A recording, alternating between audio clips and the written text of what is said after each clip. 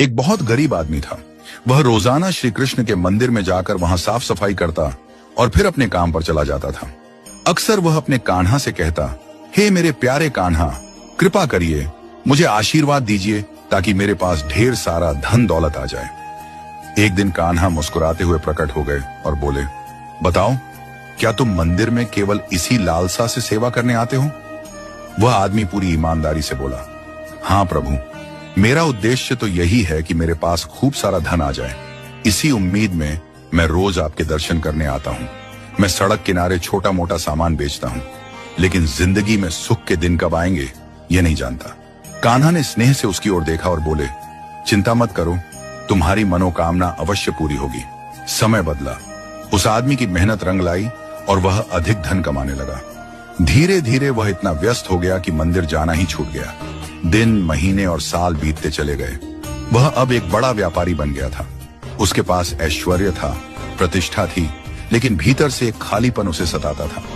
कई वर्षों बाद एक दिन अचानक उसका मन बेचैन हो उठा। उसे बचपन के मंदिर और अपने प्यारे कान्हा की याद आई।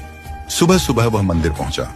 मंदिर की टूटी हुई सीढ़ियां, जर्जर दीवारें और शून्य सा वातावरण देखकर उसकी आंखें नम हो गईं।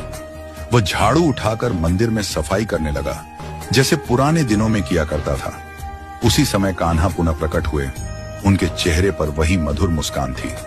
कान्हा ने पूछा, क्या बात है सेठ जी, इतने वर्षों बाद कैसे आना हुआ? सुना है अब तो बड़े अमीर बन गए हूं। वह व्यक्ति सिर झुकाकर अपराध भाव से बोला, प्रभु, मैंने धन तो खूब कमाया, अच्छे घरों में बच्चों की शादियां की, जीवन में पैसे की कोई कमी नहीं रही, परंतु मन में चैन नहीं है। हर दिन लगता था कि आऊं, सेवा करूं, पर व्यस्तता ने बांध लिया। अब समझ में आया कि असली सुख तो आपके चरणों की सेवा में ही था।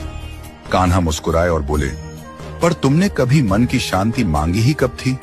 जो मांगा था वह तुम्हें मिल गया। अब यहाँ किस लिए आए हो? यह सुनकर उसके नेत्रों से अश्रुधारा बहने लगी। वह कान्हा के चरणों में गिर पड़ा और बोला, प्रभु, अब मुझे कुछ नहीं चाहिए, बस मुझे अपनी सेवा में लगा लीजिए। आपके चरणों की धूल भी मेरे लिए अब संसार के सारे धन से बढ़कर है। कान्हा ने स्नेहपूर्वक उसे उठाया और बोले, सुनो प्रिय भक्त, चाहे मांगने से सारी दुनिया की दौलत मिल जाए, लेकिन दिल का चयन केवल निस्वार्थ प्रेम और सेवा से ही मिलता है। सच्ची भक्ति वह नहीं जो किसी फल की आशा में की जाए, बल्कि वह है जिसमें प्रेम ही सब कुछ हो। उस दिन से वह व्यक्ति अपना जीवन बदल चुका था। अब वह रोज मंदिर आकर सेवा करता, भजन गाता और परम आनंद में लीन रहता। धन भी था, लेकिन अब वह उसके जीवन का उद्देश्य नहीं था।